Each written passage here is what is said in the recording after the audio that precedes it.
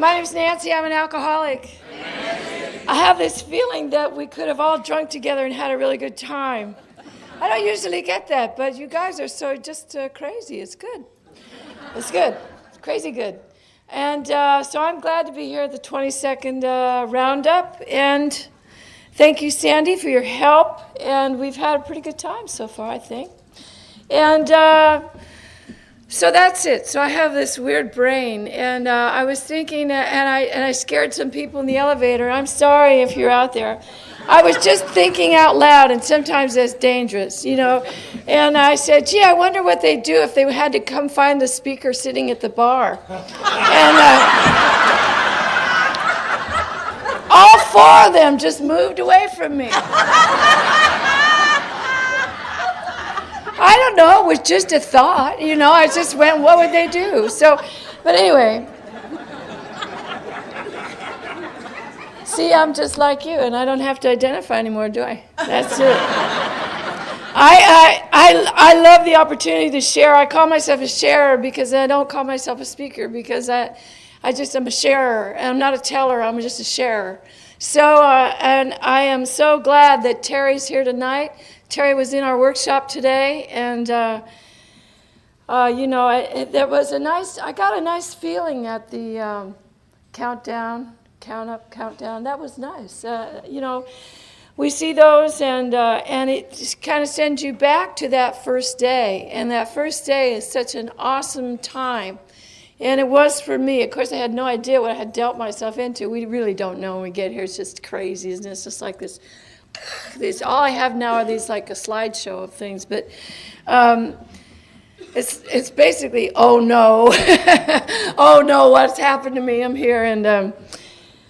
So anyway, welcome, Terry. It's good to see you. And so that was a nice thing. Anyway, I was thinking about this thing. You know, we share what happened. I've been sober for 32 years and a few months, and that's because of Alcoholics Anonymous and the grace of God, as I have come to experience God through this fellowship and this design for living, which really works.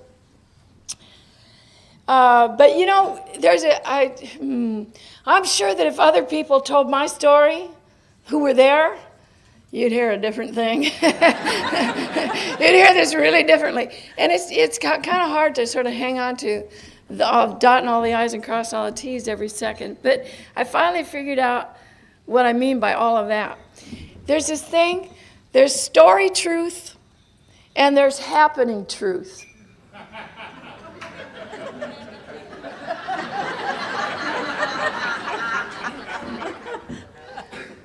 This is an honest program. And I am trying to explain something here. There's story truth and there's happening truth. Now here's the difference between story truth and happening truth. This is happening truth. Young girl in a lot of trouble, discovers booze, drinks a lot, gets drunk a lot, has a lot of problems, stuff happens, gets to AA, gets sober, gets old, stays sober, still getting old, still sober, has a nice life, still sober, really old now.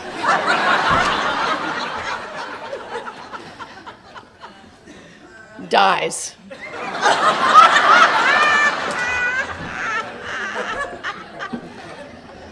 That's happening truth. This is story truth. Girl really has a lot of problems. Discovers booze. Ooh, goody. Has a wonderful time out there, then gets in a lot of trouble, doesn't have a very good time at all for a while, a long while. Trouble. Comes to AA, gets sober, has a lot of friends, stays sober, gets old, stays sober, gets old, is active, loves AA, dies. Wills her body to science. The scientists are cutting up the eyes, cutting up the kidneys, cutting up the heart, cutting all the stuff. Scientist takes the brain, puts the brain in a jar of alcohol.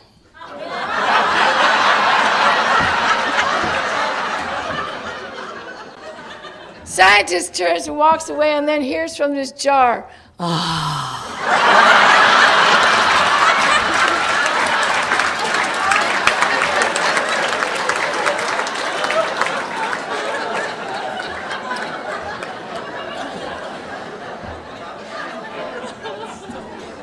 That's my story.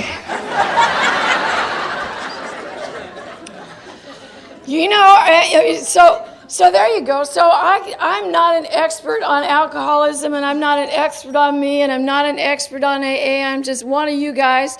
We're on the road together, trudging the road to happy destiny, side by side, giving and taking, and every day I'm a little bit different, and every day you're a little bit different. So it's kind of an adventure here, and it's a design for living that really works, and I really love it. But I also am really aware of the fact that it's an illness, and Bill Wilson called it an illness.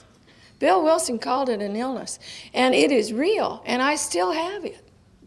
And if I forget that, then I can slip off into some kind of trouble. So luckily, to this moment, that hasn't happened. But I have to stay up for that every day, And that's stuff I've learned in Alcoholics Anonymous. I've learned by watching and sharing and being part of and roll my sleeves up and getting into the literature and getting into the lives of each other, and we're deeply in each other's lives, and that's the way that it has to be. So anyway, but I didn't know that. I'm an artiste. I am. And nothing like being different when you're an artiste. And but when I'm very stubborn too. We were talking about this earlier today in our workshop on the traditions. You know what we alcoholics are? Rebellious nonconformists. That just means I say no. You say yes, I say no. I go the other way, that way, black, white. It's just always been that way. Even when my mom, my mom carried me for 10 months. Why? Because I was in the womb going, no, I don't want to be born. Then they got me out of there. Boom, I'm a victim, geez.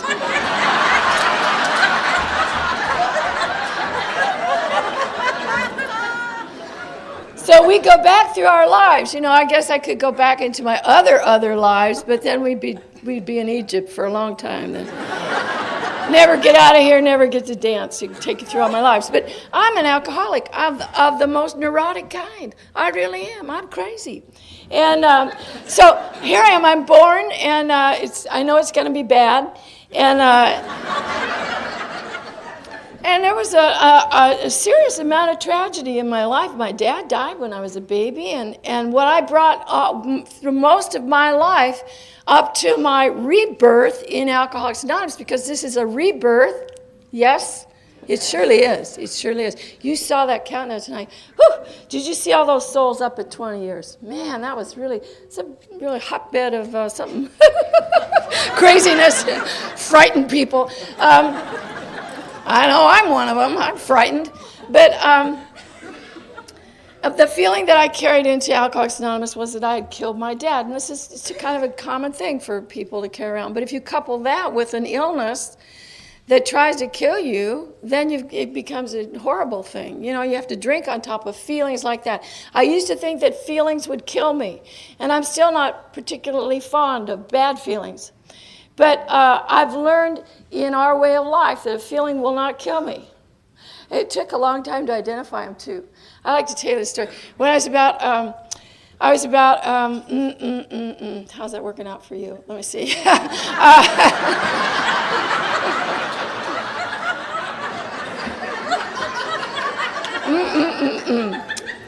Hey, my boyfriend signs. If he was here, he'd tell me what you're saying. Anyway, God, I was trying to tell you something. Oh, yeah, about how your feelings catch up to you. They do. I was about 2 weeks sober, and this guy said, he said, well, I was 2 weeks sober, and I detoxed in AA. I didn't go to a hospital. I should have been in a hospital, but I didn't. So this guy met me when I had 2 weeks. He said, well, you'd be cute if you had a towel, because wine was pouring out of me. I oozed. I was wet all the time, So I was like, really serious. And he said, you'd be cute if you had a towel. It took me 3 weeks to get mad about it. I called my sponsor. You know what he said? So it takes a while for feelings to come back, land, and get labeled. And then you have to switch the label a few times, few meetings, a few sponsors. But finally, we get it. And And then a new one comes along. I think there must be a million different feelings that a human being can have. But what I love about this rebirth in Alcoholics Anonymous is that I get to discover what it means to be a human being and not a robot and not a cliche, and not a walled off, I once wrote a song when I was drinking that I was a rock. And I hope you didn't chip too much away, because a rock never grows back again. Well, that's where my head was at. I love self-pity. Doesn't everybody love self-pity? Come on. Yeah, but you got your little violin at home. And is that victim, self-pity? Woo. So anyway, but what I was like, so there I was, I'm a kid, and my dad died, and I grew up with these women. My mom was a woman. Write that down. Mother was a woman. It's good. And I had two older sisters, and they were perfect. They were pretty, and they were smart, and they were kind of pretty much, they were sort of older. They were 6 and 10 years older, and so I was, I don't know, I was born feeling like all of this was my fault.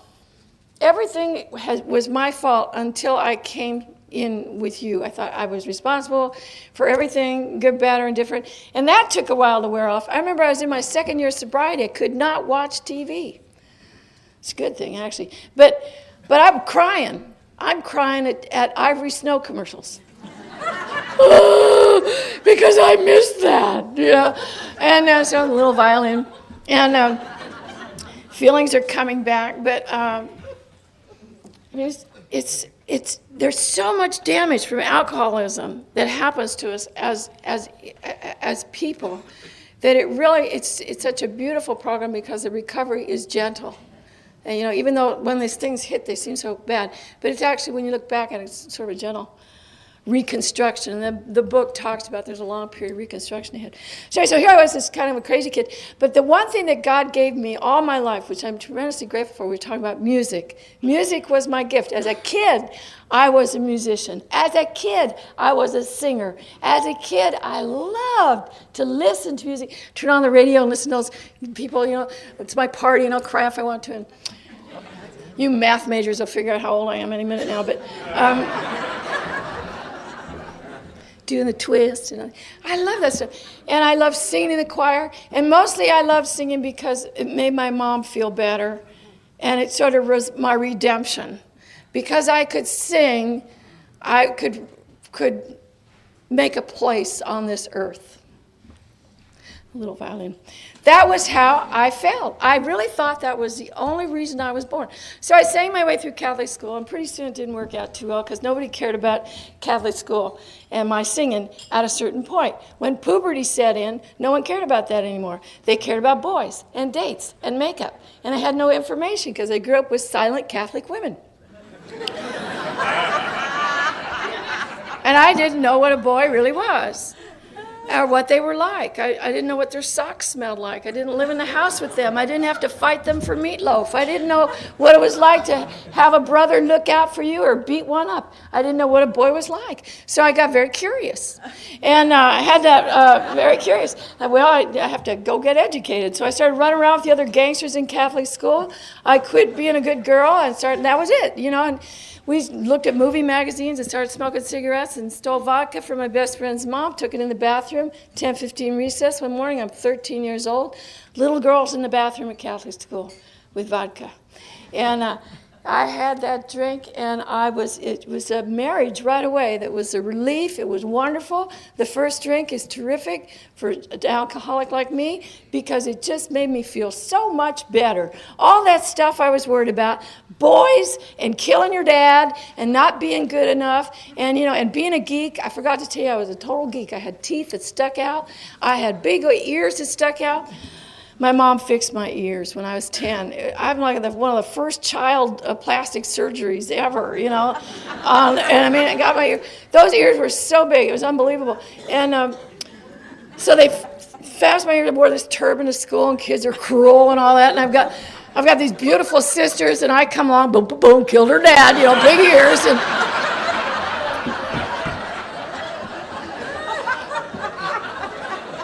but I could sing, man, and I could really sing. And so my ears are never going to move. They are so pinned back, I'll tell you. But so I was miserable. I had all these feelings. I was less than. I was goofy. Even though my ears were fixed, I still had the feeling they were out there, and I had crazy teeth. And I was too tall. I was always too tall. I always wanted to be short, and I was always too tall. And when you're tall and you're 13, the boys are still short at 13. So it's like, but when I had that vodka in that bathroom, I didn't care. And this is the thing, when I see these children today, and these children, I was a child, but I was an old child. Are there any other old children here? Of course there are. Sure, hi. I mean, I was 5 years old and I felt old, tired, and I'd try to tell my mom I should tell my mom, how to live her life, and nobody'd listen to me because I was short and had a high voice. So things were terrible. So I needed that drink, and luckily for me, it worked. Spirits, we find them in the bottle. We find the spirits in the bottle because we are seekers. Alcoholics are seekers. That's what I believe. That's my opinion, and I get to say it today. We're seekers, and we're looking for spirits. And Carl Jung said, spiritus contra spiritus, right? Spirit against spirit. When we fight the bottle, when we fight the illness. And so, but I was not fighting then. I went right into it. I dove right into drinking, just loved it. I'm 13 years old, a little girl in a little bathroom in a little Catholic school in Glendale, California. And I went back and I looked in that bathroom a few years ago, about 15 years ago, I went back to visit the bathroom, the site of the first drink. Actually, my mom's funeral was held at the same place, and so I went up to this little room, and I sort of had this feeling inside, you're going to see it, you're going to see the site of your first drink, and I pushed the door open, and devils weren't hanging in the corner, and there weren't black light lavatories. It was just a little lavatory, a little cement lavatory with little sinks, and my whole life changed in there because I discovered the answer. That was how I wanted to live. When I had alcohol, I didn't worry about any of that stuff. And I got better. I got prettier. I got beautiful. I got courage. I don't care. I do not care. I got that. So the next year I was in public school. And I went public. I'm public now.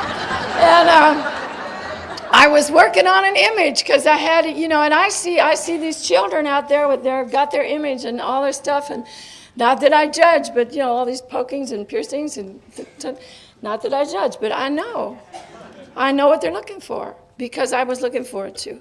And I went out there and I worked on my image, and back then it was big black eye makeup and white lipstick. That we wore this white lipstick. Your lips were in the room before you were. I know there's veterans here. I see their love in their eyes. Oh, she knows. She remembers.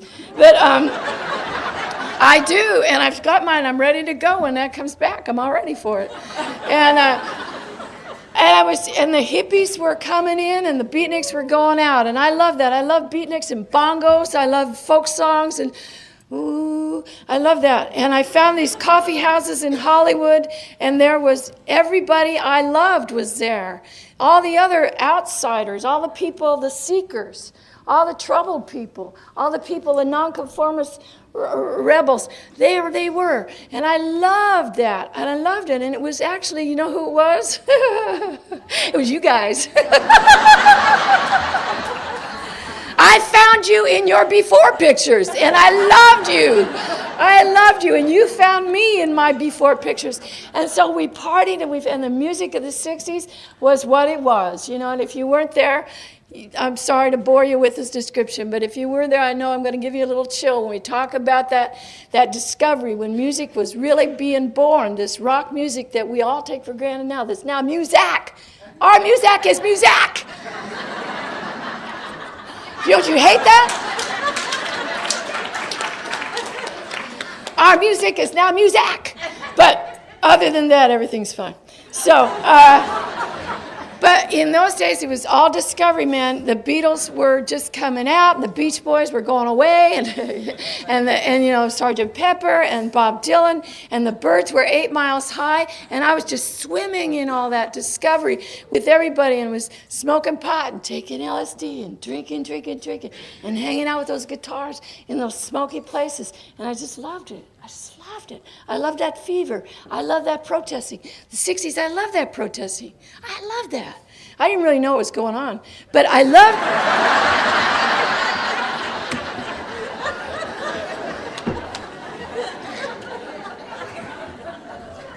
all of us were saying, they're picking on us. And, you know, it was great. And we changed our country, we changed the world. It was a wonderful, wonderful experience for what it was.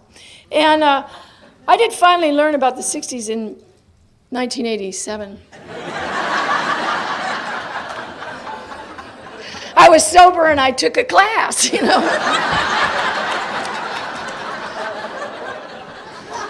The class was called America in the 60s. And I'm in there. I'm in a student seat. And the other kids are there, and they looked at me and they said, well, you were there.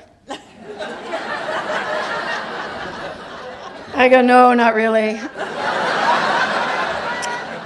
Want to have some coffee? So it was great, man. I got to catch up. And finally, we went to the moon. Civil rights, women's rights. That's fantastic. Wonderful. So I hope you get to take a class on your lost decade.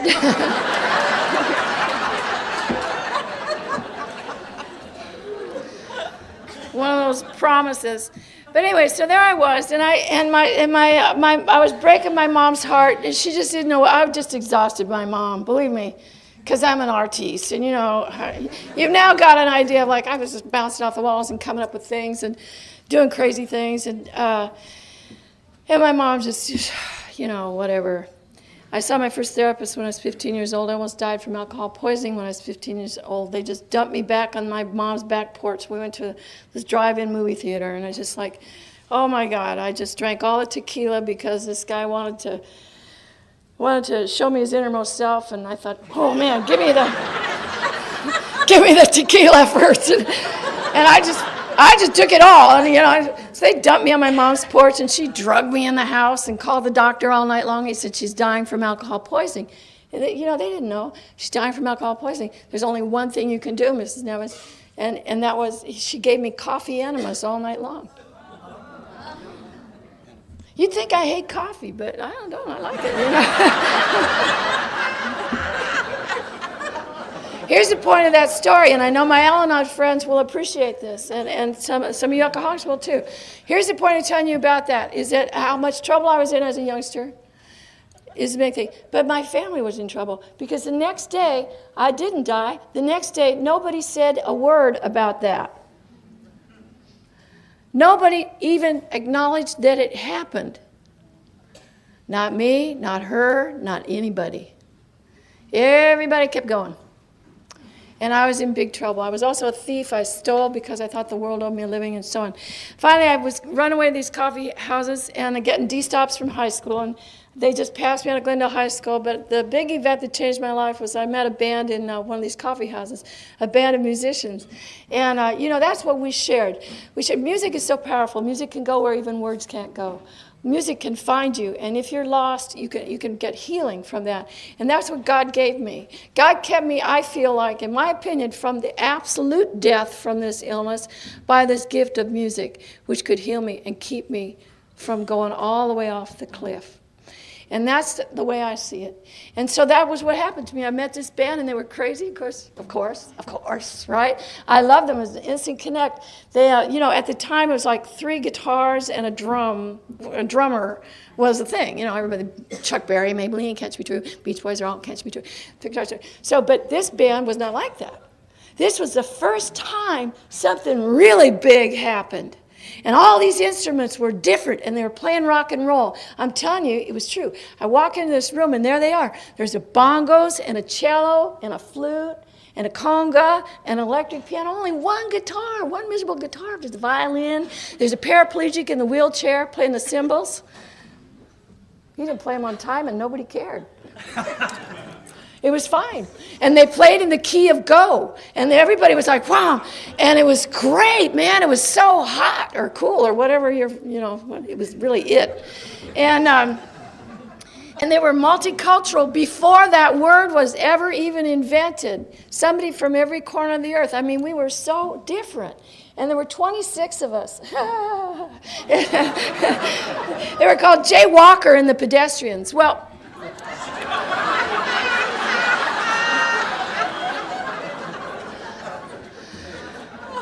we actually played once, but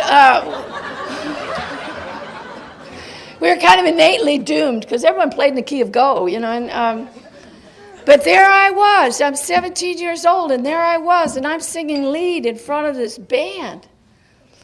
And 8 of us broke away from Jay Walker, and we decided to get serious about rock and roll. And Glendale High School just pushed me right out the door with D stops except for music classes. They gave me a scholarship to the California Institute of the Arts and Music, and I walked away from it because it meant nothing to me. I already lived an abnormal life that I thought was normal. I was outside you couldn't reach me. I was beyond human aid. But I did not know it. All I knew was this music thing was happening, and I just loved it. And 8 of us broke away from Jay Walker. We set up in this little house in Silver Lake. And Silver Lake is a very bohemian area in Los Angeles. I mean, really, it's really bohemian. Corey likes bohemian. Keep your eye on Corey. Okay.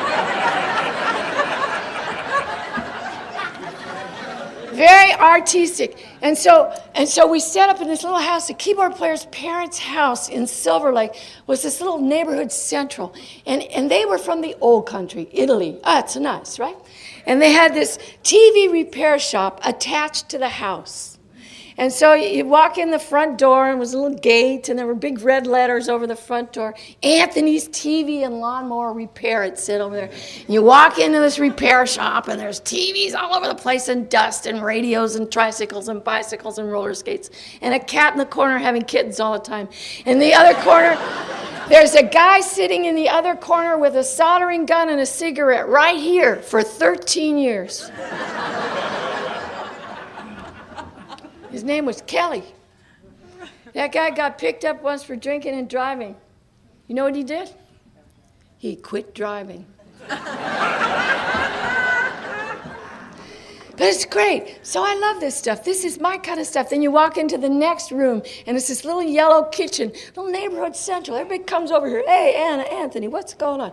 And they had everything. They always had coffee on the stove. They had wine on the table. And they had one wall plastered with photos and mementos and ribbons and picnics and flyers and folders and pets. And, it was a family life with a mom and a dad in this yellow kitchen and this... it's nice. It was easy. You could be there. It was home. And Ann and Anthony were short people, and they looked up at me and they said, oh, she's so beautiful. Yeah.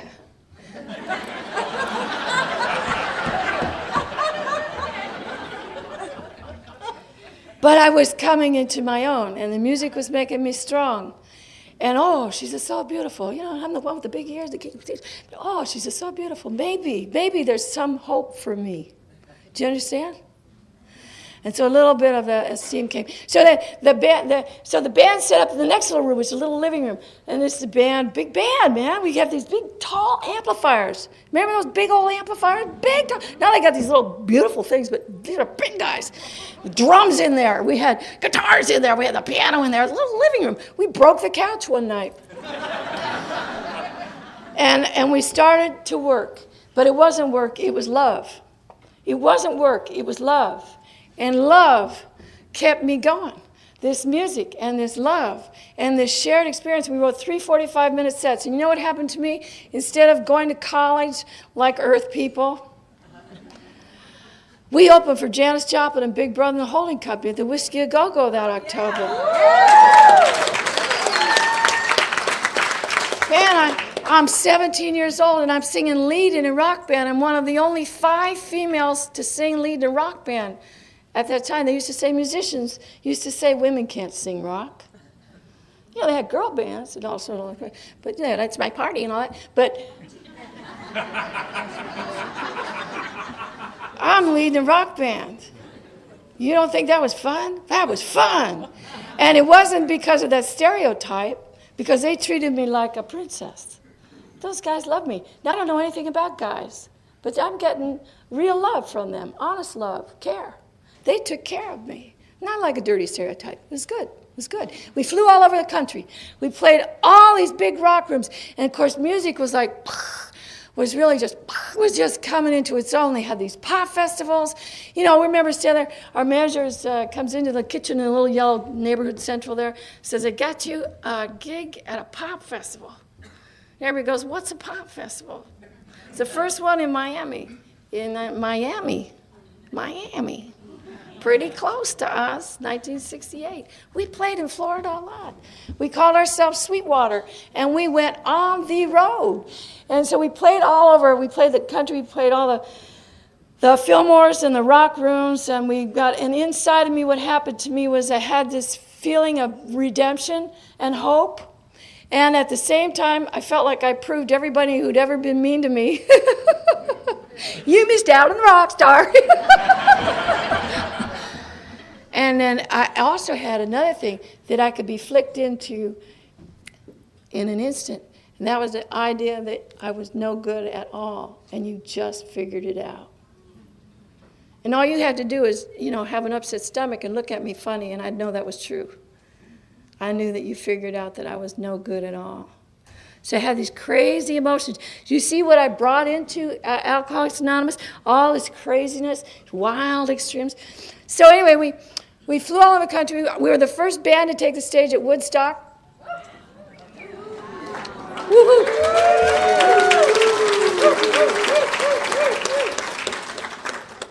I don't know, it's been a long time. I maybe just remember a few things, but everybody's writing books about it now, and they're all calling me up. And I said, well, I don't know what happened.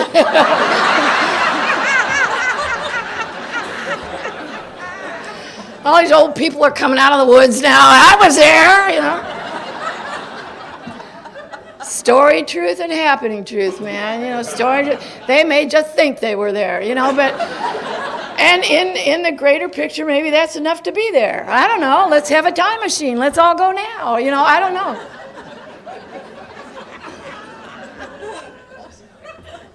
Anyway, 4 months after Woodstock, and we'd done all this TV shows. We were doing all these TV shows. We were big on TV. And 4 months after Woodstock, 3 days after we had taped the Red Skelton Show, which is early MTV.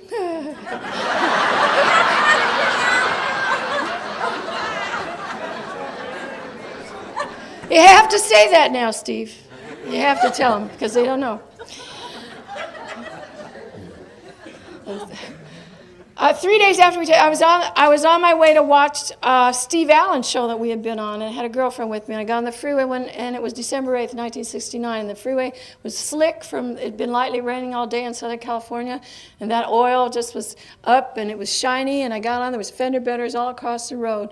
And I got on there, and I stopped my car because I didn't have a clear lane to go through. And I turned to my girlfriend, and I said, phew, we made it. And that was the last thing I said with my voice that I had then. I was hit by a drunk in the next instant. He didn't even see me. He was going 65 miles an hour, and I was at a dead stop. No seatbelt. I went straight up.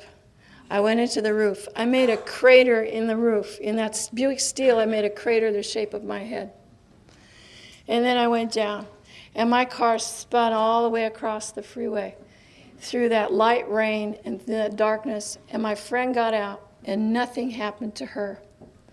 And there just happened to be an off-duty nurse involved in the fender benders who found my friend, and my friend told her about me, because you couldn't see me. I was keeled over on the seat. And there was one policeman there, and they gathered around my car, and this medically trained person could tell how much trouble I was in. Probably the only person who could have. And there was one ambulance on the scene, and this nurse said to the cop, this girl's got to go, meaning me. They put me into that ambulance, and I went into a massive seizure from this blow to my head. big time. I have no memory of this. I'm reporting. They took me to Glendale Memorial Hospital on the one night of the month when all the neurologists of Southern California are having a meeting. They're having their regular meeting, all the head doctors of Southern California, the cream of the crop, the best guys. They were all there, and they brought me in, and they all worked on me. And they each said, this girl will not live. No one can survive a blow like that. You know what? I think they're all dead.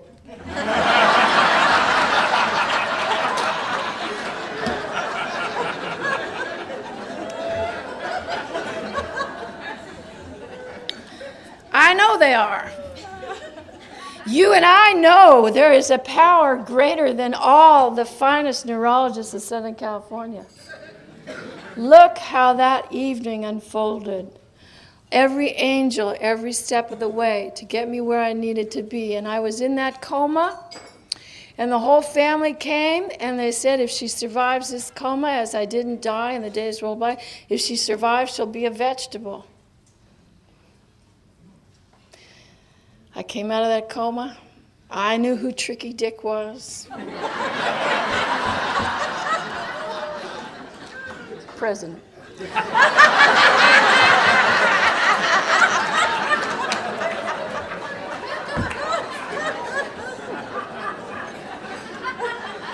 I could add 13 and 4.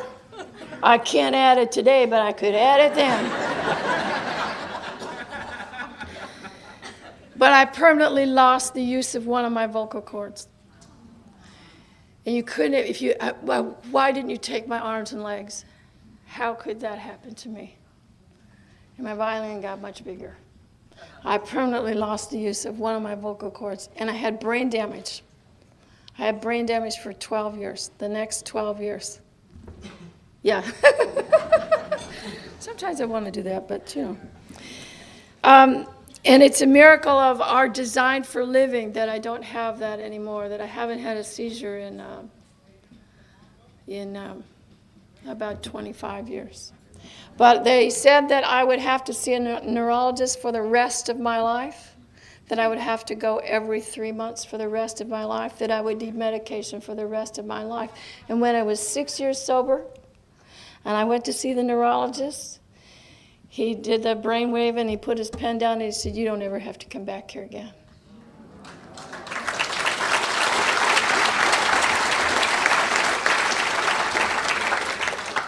And that's because of what we do, you and I, one day at a time, on the road, I guess. I don't know. It's a blessing, and I'm ever grateful for it. I had to work on my voice, though, and I worked on it slavishly, and I worked on it with every defect that I possessed at the time, helping me do it, because I didn't believe I wasn't going to sing again. I had 6 operations on my throat. I was in the hospital for 2 months, and they could not help me. My one vocal cord is frozen with scar tissue.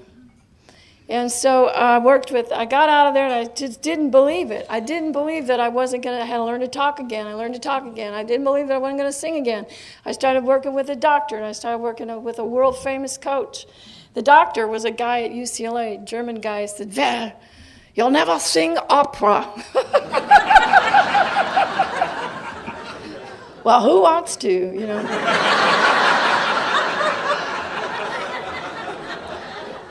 You know, here's the tell on me. I'm rock and roll. I came out of that coma. I didn't say, thank God, where's Mom? What happened? You know what I said?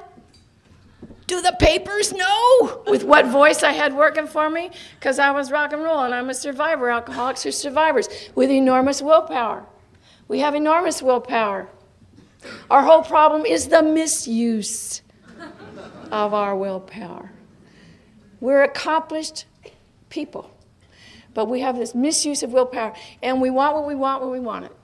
And so I did not hear them when they said I wasn't going to sing again. And I went to work with the coach and the doctor, and eventually the band fell apart because their hearts were broken too. Alcoholics are people who come in with broken hearts and a lot of tears. And their hearts were broken too. Now, I'm not saying they were all alcoholics. They all scattered, went in different parts, Sweetwater. But I did learn as I was doing my step work and my amends how their hearts were broken too. Because we were almost really huge.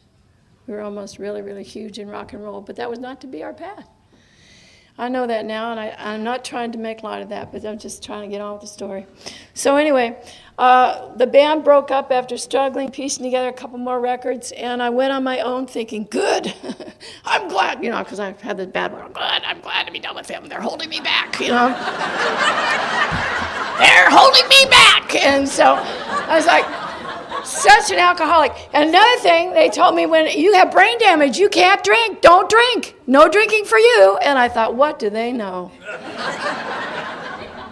So I drank on top of that head injury, tons and tons and tons and gallons and gallons and gallons. What do they know? Because I'm me and I know it all, yes? And I went off and lived in Hollywood. I started to learn about writing rock and roll music and carrying on, and with bad times and good times, just it doesn't matter what you do really, because the same things, when this alcoholism gets a hold of you, when this illness starts to take its toll, the same kinds of things happen to us. The same shutting down, the same fight, the same rebellion, the same chapter 3 stuff. We go through it. I joined a health club. I did all that stuff. I changed people. I changed drinks. I did all that stuff. I saw therapists. I've been in therapy for years before this program. And I helped them. We once had this case, and so I don't know how they're doing now, but I'm out of that. Anyway, I finally got my own record deal, and the illness was just kicking. It was just kicking me. It was kicking me, and I didn't know it was my drinking. And it's a fascinating thing about when this disease gets a real hold is how distant you come from looking at that. I did. The worse I got, the more it was about other people. The worse I got, it was like, you guys are really getting bad now. Really bad now. And drink it. Risha, a really bad thing. That record deal of mine, eventually had a new solo album on my own with a company, and they went belly up. And one more time, it was my fault, and I just drank on top of the feeling that it was all my fault. It wasn't my fault. I had a whole other thing. And I'm drinking, I'm worried about my image. So I'm somewhat concerned here. And I met a woman who drank like me, and so perfect. And she was successful. She had a little business in Hollywood, and I said, if I put a phone in your office and if it rings, will you say my name and be my secretary? Because everyone who has a secretary is busy, yes? Truth is, we're just drinking together. So anyway, phone never rang, but this is such an orchestration of God. The Aztecs have an image of God as a clown. And I don't know if that means anything to you, but that kind of has a little bit of appeal to me because I see so much love and humor in life today that I didn't see before. And so God got a little humorous here with me too, because I want to tell you about this woman who is now my secretary that we drank together. You know what she did? She got sick one day, called me up the next day and said she'd gone to Alcoholics Anonymous. Talk about disloyalty. And so I said, you're fired.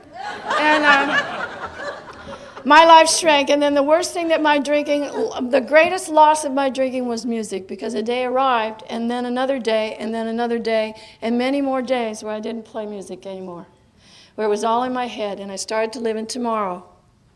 Any other people living in tomorrow? Remember that? Tomorrow I was going to make the right phone call. Tomorrow I was going to write a new song. Tomorrow I was going to go to lunch with that guy. Tomorrow I was going to go somewhere. I was going to be somebody. It's going to happen tomorrow. Tomorrow I'm going to clean up. Tomorrow I'm going to do the laundry. Tomorrow I'm going to go to the grocery store. Tomorrow I'm going to call mom. Tomorrow I'm going to get it together tomorrow. But not right now. And that's what my life became. I had no social life. I had no business life. I had no music in me. And my whole life I'd been a writer and a musician. And my drinking robbed that, took that. My drinking did it. It was gone. But it wasn't in my head. I had all the will to do that I have right now. And I do it right now. That's the difference. And I had all the will to do it then, but I could not do it because of the alcoholism, because of my drinking. I could not. I would stand in my bedroom doorway and look at the piano, and I might as well have been looking at the moon. It was so far away from me. I could not get over there and do anything. Couldn't do anything. And just drank on top of that feeling. I had two friends. They were gay guys. They were drug addicts, and they didn't drink my wine, and they cleaned my house, and they didn't want to have sex with me, and I thought that was great, you know? That was it. What happened to the rock star? I was fat from drinking. I swole up. I perspired all the time. I had booze coming out of me. All the time I was just a mess. I called AA once, and the woman answered and talked too much. Oh, I forgot to tell you why I called. I ran into my ex-secretary. She was going to AA and didn't drink anymore. But, check this out. She smoked pot and took Quaaludes and loved AA. Remember I told you about that Aztec god that's a clown? He comes rolling by again, and there we are. We're at a Hollywood Sunday afternoon soiree, and I'm drinking now. I quit smoking pot, by the way. I have to say this. I really need a chip for this or something. But 3 weeks before I got sober, I quit pot. No one cares. I knew that. Anyway,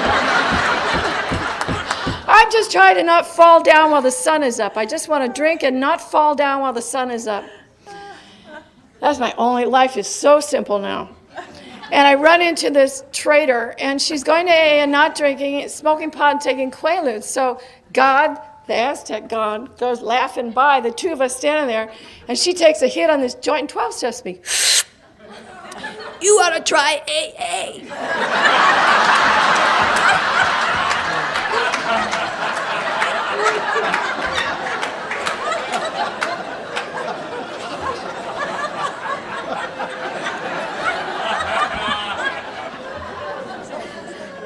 And she added for good flavor, it's heavy. So even our little doper friends, fiend friends, are getting something out of it, aren't they? But, you know, God is just being so gentle with me. What first appears to be a flimsy reed turns out to be the loving and powerful hand of God. Because what a terrible idea. What? I didn't want to go sit around with old people and smoke pot. No way. Thank you very much. By this time, I mean, I'm just burning through money. I got a ton of money. I'm spending it all. I have shrink appointments. No one else will see me. I spend my money on clothes and stuff, and I'm deserting my car with the engine running, doors open, just to run in somewhere and do something. I'm crazy. I'm out of my mind. But the worst part was the drinking, because I could drink all day and be full of booze and not be drunk. There's heads nodding. That was horrible. I'm not drunk. And I've been drinking all day, and nothing feels worse than that, because where am I going to go now? Where am I going to go now? And then there'd be other days that have a couple glasses of little puny white wine and be smashed. Go figure that. That's the illness of alcoholism. That's a physical manifestation. It's a real physical problem. But I did not know those words. I'd called AA once after my friend, and this woman answered the phone. I talked too much, man. She didn't listen to me, the great I am. So bad stuff happened, and my hand tried to run away one morning, and God sent me a postcard from the universe. Why don't you call AA again? And there was no one left to call. It was a Sunday. My hand tried to run away. I'd never had a body part disobey me like that. This hand just flipped out, man. It just took off. So, okay. So I called AA again, and the perfect person answered. And when it's time to hear the music of recovery, the perfect person is there. What computer program could get that together? You don't think God loves you sometimes? Think about that, the first person. And that music, when you first heard it, and just a little bit of hope came your way. What computer program could put that together? And so this guy must have worked his 11th step really well that morning, because he listened to me. You know, it isn't true that newcomers just don't need to talk. Some of them need to talk. That's all they can do. I was a broken performer, man, and I had no listening skills. I just had to do this performance on the phone, and that guy sat there and took it. Crazy stuff. All through Glendale in my fine car, and the shoes I threw up on, and all this stuff. And that guy took it, and periodically I would have to take a breath, and that's when he made his move.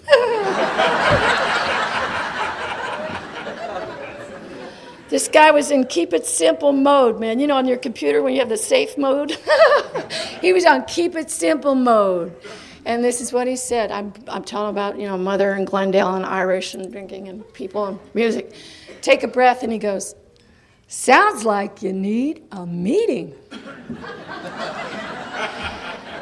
With all the power of the universe behind that sentence. And that's all he said. If he'd added another sentence, I'd be dead. At my own hand. I would not have come in. He didn't tell me. He didn't tell. That's why I say it's a sharing program. It's not a telling program. And we learned that eventually. It's a sharing program. It's not a telling program. This guy didn't tell. He just listened to all that crap. I take a breath, and he said the same thing. It sounds like you need a meeting. So guess who got the last word? Mr. Sounds Like. Now, by this time, I'm so weird and nuts, and I feel so guilty eating up all this time. I went to the meeting to pay him back. I did not want to get sober. I wore clothes that could have gone on their own if I'd given them directions and money. Because I did not know how to dress. I was hippie cool. My jeans could have walked there. I'm not kidding you. And I had a big black eye. I put a lot of makeup on my other eye so my eyes would match. I had the biggest, blackest eyes. And I graced this wonderful meeting in Chichi, LA, Ohio Street. If any of you know Los Angeles, Ohio Street, AA, big deal. Really nice Sunday morning. And there I show up, man. I am here. The great I am is here, hoping not to be recognized. Well, nobody recognized me, but you did recognize me in one way. If I had been wearing a sandwich board that said 12-step call coming, it couldn't have been. There was so much excitement generated by my coming down that sidewalk, man. All the people lined up and stuck out their hands, and phone numbers are flying around, and they're so happy to see me, and they're yelling, "Hi, we're so grateful to be sober. Are you new? Are you new? Are you new?" It's like,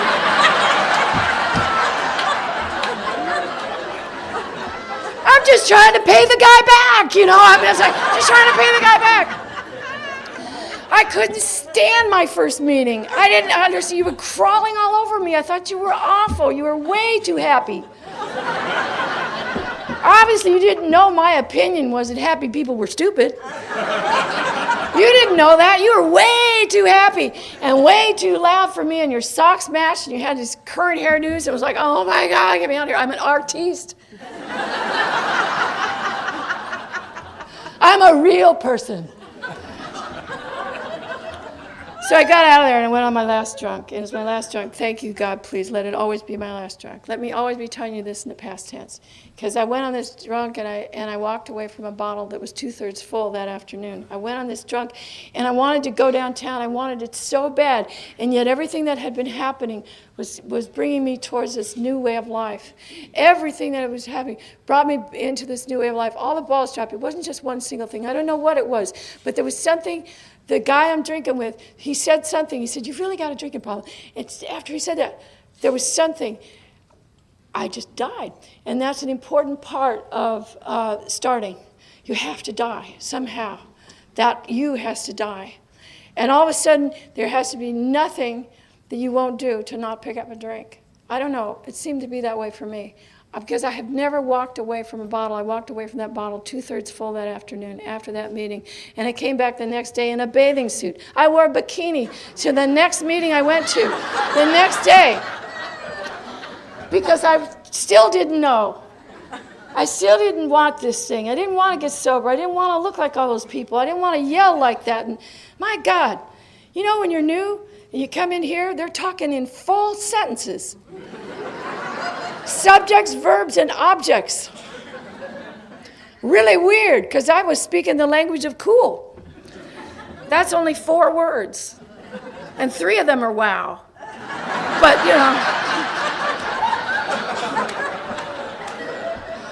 when you're out there, you know how to talk like that.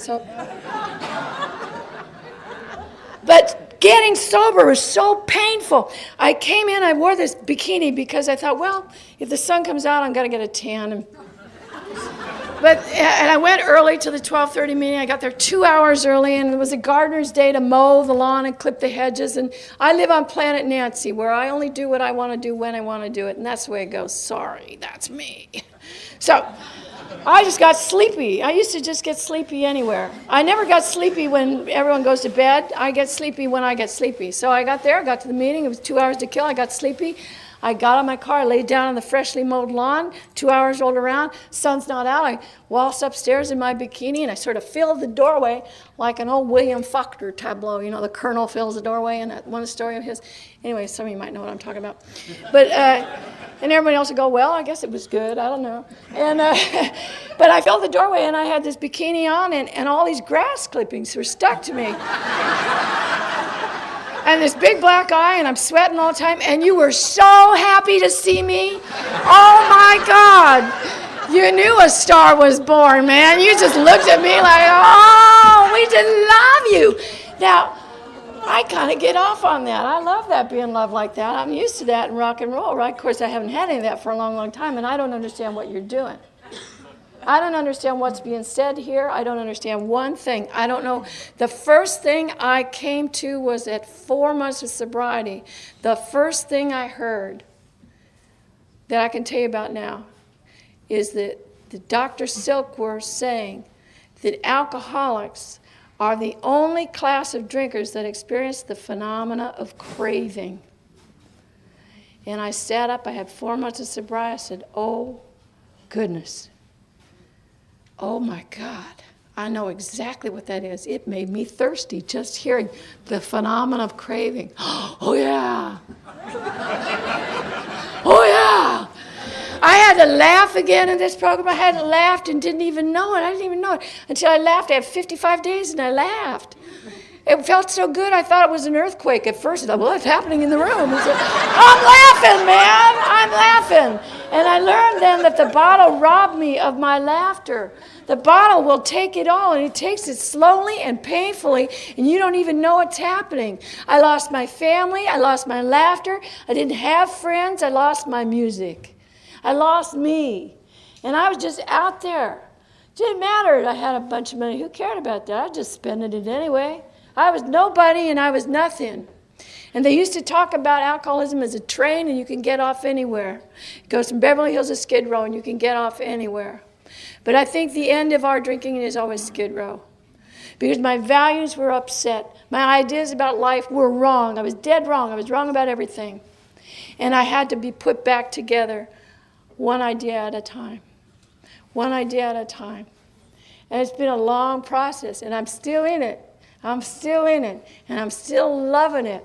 I had to get through those steps right away so I could hold my own in a step study and talk.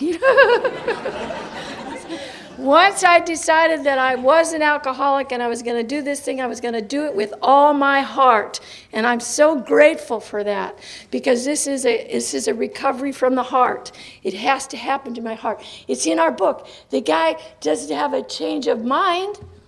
He has a change of heart. That guy that fell out of the bed, in the hospital room somewhere in the book. I don't know.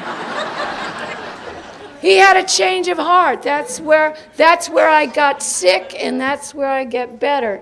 And that's where God comes in.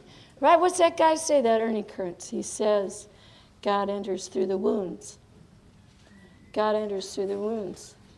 And then the first time that someone hears your story, you remember that? If you've had that fifth step experience, and the first time you hear their story, what is more powerful than that? What is more powerful than that? So, anyway, I spent all that time on getting drunk and getting undrunk, and I will tell you that I dove into this life with all my heart, and I did not go back to music for many, many, many years. And instead, I well, I did the relationship thing, and then I became a house cleaner, and I cleaned houses, and I went back to college because I wasn't very good at cleaning houses, and I needed money. And God will take my character defect and just tease me right back into the right place with it. And I don't even know it. I think I'm getting away with something. Because I got to college and I fell in love with what? I fell in love with the world. Why was I able to fall in love with the world? Because of Alcoholics Anonymous. Because you put me back together. You taught me how to act. You taught me about feelings. And you continue to teach me about feelings. You taught me about love. This is the only place where I have fallen safely. I don't bring my success here. That's for the Rotary Club, right? This is where you fall safely. I know I'm preaching to the choir tonight because when I look in your eyes, I can see that you know what I mean. But this is where I have to come to get my medicine. This is where I get my fix so I can be in the world and be a part of. So anyway, so I get teased back into doing the right thing. I go to college, and now I've learned to love the world. Now I've learned to see things differently. I take an astronomy class. Guess what I learned in astronomy? We're all made of pieces of stars, right? And you all went to school with me. You know, you all went to school with me. I go back to the meetings, I talk about, we're all made of pieces of stars, 4 elements. We're all made of the pieces of the stars. I love it. I love going to school. I had fun with it because I've got a God of love and light today that I've discovered here. And, you know, I have a lot of those kind of stories, but I'm going to move on here. I became a teacher 20 years ago. I started teaching, and I love teaching in college because I've learned how to be out there. I've learned how to not get drunk when I'm disappointed. I've learned how to not get drunk and go crazy when my feelings are hurt. I've learned how to stand with you when bad stuff happens. Now, I do want to tell you that it has to be learned and relearned. I was 25 years sober when I really wanted to get drunk. I'm going to tell you this story, and then I'll be done. And I apologize for going over. But you know what? It's a long way from where I live, so... And that guy told some good jokes, so I'm going to tell you a little more. But when I was 25 years sober and I was finally living in my own little house, I was able to buy a little house, you know. I was so fabulous before, but now as a sober person, I have a little house. And I'm in my little house, and I'm 25 years sober. And I have a relationship with my sisters. My mom died knowing I was going to be okay. Thank you, God. Thank you, AA. And so I have this relationship with my sisters, and we work on it all the time. Thank you for helping me get along with my sisters. And I really love my one sister, and she worked a few blocks away from the Pentagon. I was 25 years sober when 9/11 happened. And you remember that morning? You remember the TV images, the clouds rolling down New York, and we didn't know what was happening? No one knew it was happening. It looked like the end of the world, and they were speculating that it might be. And all of me was terrified for my sister. And so I tried to call. And I called on the cell phone, and I called, and I called, and I called, and I called, but everyone in the world was calling. And there was no way to get a hold of her. I thought, oh, my God, she's right there. She's right there. And it seemed like my world ended. My family, you know, there's just us now, my sisters. And, oh, my God. And I went into the kitchen, and I reached for a glass of water, and all of a sudden, she spoke up. And she said, you might as well get drunk because it's the end of the world. And it was a good idea. And I did not fight that idea. I thought, yeah. And I didn't get drunk. And I went back and I just sat in the house. I sat down with CNN. Me and CNN hung out. And I stayed away from meetings because I wanted to be with the CNN and see if it was going to be the end of the world. Because if I got that signal, bam, you know, I was probably going to get drunk. So I'm waiting to see if it's the end of the world. I'm that good of an AA, you know. And then a day goes by and it's, well, it turns out it's not the end of the world, but it's really, really bad. And I'm thinking, and I did finally get hold of my sister. I need to add that. But do you understand what I'm trying to share with you? How close that really is? Let's get drunk. It's right there. I'm good AA. I have a history. You know, when that thought came, I didn't have a history in AA. When that thought came, I didn't think about how bad it was at the end. It was just time to get drunk. It's the end of the world. Well, I was sort of embarrassed about that. So I sat in the house for another day. Finally, 9/11 was a Tuesday. Thursday, I go to this real special meeting. It's a real special meeting. It's an As Bill Sees It meeting, and we're real special up there. There are alcoholics with college educations up there, and just a couple of them. We sit around. We say real special things, and we use big words and stuff. So I thought, if I go hang out with those people, it's Thursday. It's 2 days since 9/11. I'll get away from the CNN. I'll go up there. We'll talk about this end of the world thing, and I may just tell on myself. I don't know, but we got to figure this out. The philosophy here. What is the philosophy here? What is going on here? What is really the meaning of this? What's the truth here? What can we do now? So I jump in my little car and I tool over there, and I'm kind of, I'm really going to get into this now. And you know how we are. We're so crazy. And I'm going to get into this. I pull in there. And you know what pulls in behind me in this little church parking lot? This strange white van that I've never seen before. And the door rolls back. Yeah, all these buff newcomers tumble out of the door.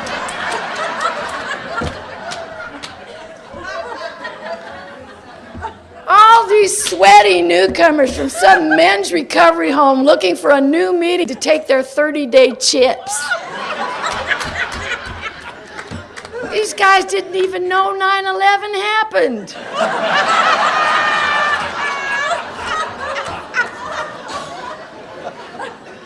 They invaded my little meeting room with all those college-educated alcoholics, and we couldn't get a word in edgewise because they were taking their chips, talking about how grateful they were. Their lives were saved today. Wow. Those were my angels, because it brought me back to what is true. The love of our recovery, the love of our fellowship, the time that we live in. It's not the same as the time of the world. It's not the same as the 6 o'clock news. The time that we share, what I have, what am I in charge of today? I'm in charge of celebrating those 30-day chips with them. I'm in charge of keeping the doors open for those guys, and they were my angels. They saved my life that day. Just like you're saving my life right now, and I want to thank you with all my heart. All right.